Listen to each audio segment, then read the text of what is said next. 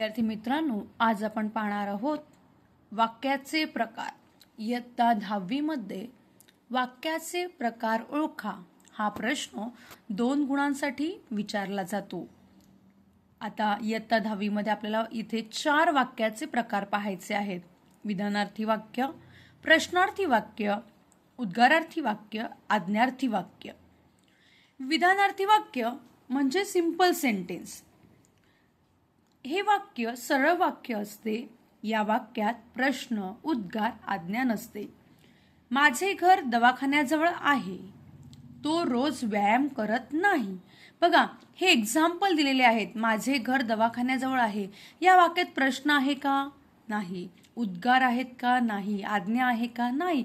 वाक्याच्या शेवटी पूर्णविराम दिलेला आहे आणि हे वाक्य सरळ साधं वाक्य आहे. तसेच दुसरं वाक्य देखील, तो रोज व्यायाम करत नाही. या वाक्यात देखील प्रश्न, उद्गार, आज्ञा नाही. फक्त वाक्य पूर्ण झाल्यानंतर पूर्णविराम दिलेला आहे. सिंपल सेंटेन्स विधानार्थी वाक्य म्हणजे. प्रश्नार्थी वाक्य, प्रश्न ज्या वाक्यात कधी, कोठे, केव्हा, काय व का असे शब्द वापरून प्रश्न विचारलेला असतो, तसेच या वाक्याच्या शेवटी प्रश्नचिन्ह असते, ते वाक्य प्रश्नार्थी असते. उदाहरण आहे, तुला लाडू आवडतो का? तुम्ही सकाळी केव्हा उठता? बघा, प्रश्नार्थी वाक्यामध्ये केव्हा, कधी, कोठे, का असे शब्द वापरून प्रश्न विचारलेला असतो आणि प्रश्नाच्या शेवटी वाक्याच्या शेवटी काय असते? प्रश्नचिन्ह.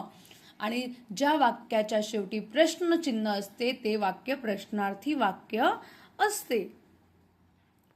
आता पाहूया उद्गारार्थी वाक्य.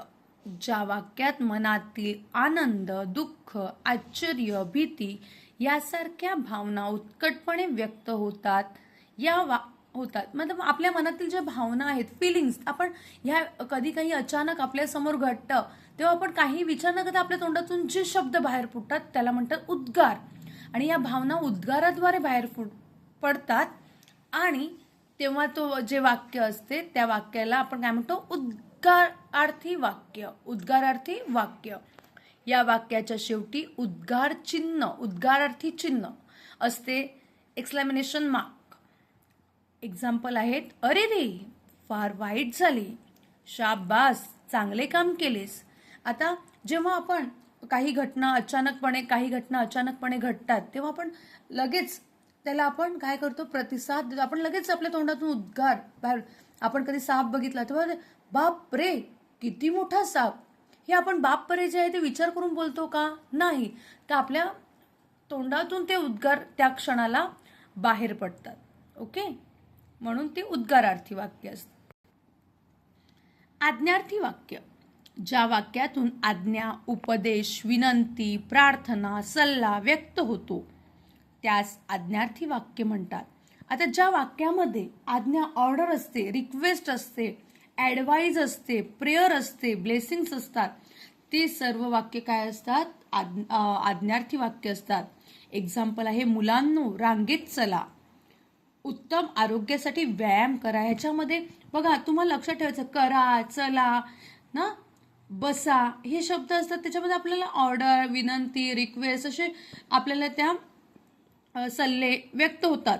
त्यावेळी ते वाक्य आज्ञार्थी असते. आज्ञा आपण देतो, ऑर्डर करतो, विनंती करतो. एक्झाम्पल अजून की, मला पेन दे, हे देखील वाक्य आज्ञार्थीच आहे. मग अशा जे वाक्य असतात त्या वाक्यांना काय म्हणतात? आज्ञार्थी वाक्य.